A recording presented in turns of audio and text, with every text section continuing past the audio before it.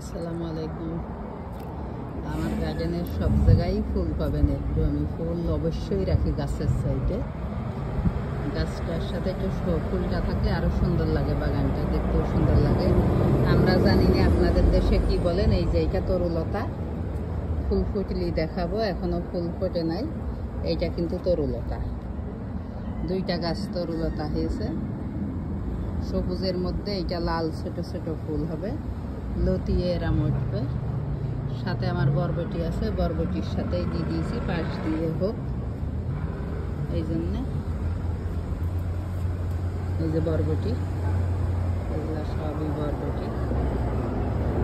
বরবটিতে অনেকগুলাই বরবটি ধরছে, সবুজের সাথে সবুজ বোঝা যায় না। এই দেখেন, এই যে অনেক লম্বা লম্বা বড় বড় বরবটি হবে কিন্তু।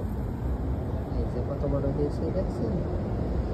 আমাদের ছোট সংসার 10-12টা দিয়ে কিছু দিয়েই তরকারি হলেই হয়ে যায়।